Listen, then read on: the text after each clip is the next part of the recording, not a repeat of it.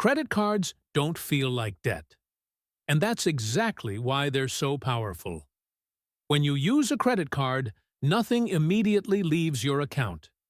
There's no visible loss, no real friction, no moment where you feel like you're actually spending your own money. It feels almost abstract, like you're just approving a transaction, not giving something up. And that changes how you behave. Because when spending stops feeling like a loss, it becomes easier, faster, and far more frequent. You don't pause as much. You don't question purchases the same way. You don't feel the weight of the decision. And over time, that disconnect becomes normal. You stop thinking in terms of what you have and start thinking in terms of what you can access. That shift is subtle, but it changes everything. The real problem with credit cards isn't the moment you buy something. It's what happens after. Because the system doesn't rely on you spending once. It relies on you carrying that cost forward. And the moment you don't pay your balance in full, the entire dynamic changes. Interest begins to accumulate. Not slowly, not insignificantly, but aggressively. Credit card interest rates are some of the highest in the financial system. And they are designed that way on purpose. Because the longer you carry a balance, the more expensive that original purchase becomes. Something that felt small in the moment slowly expands into a long-term obligation. And minimum payments make this worse, not better. They create the illusion of control. The illusion that you're managing the situation. But in reality, they stretch the timeline and increase the total amount you'll pay.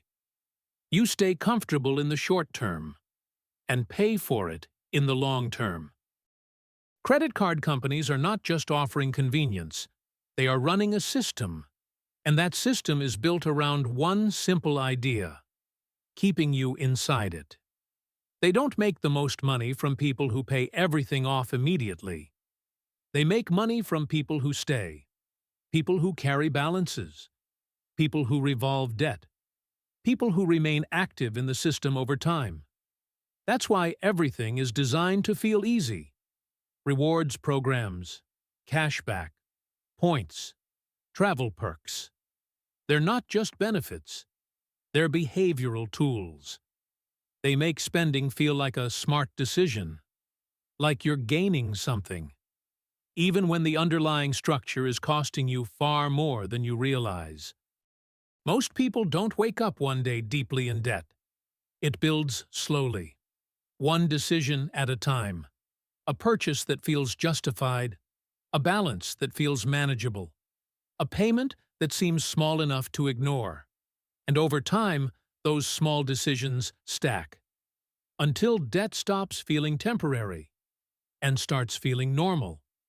And that's the real trap. Because once it becomes part of your normal financial life, it becomes much harder to question.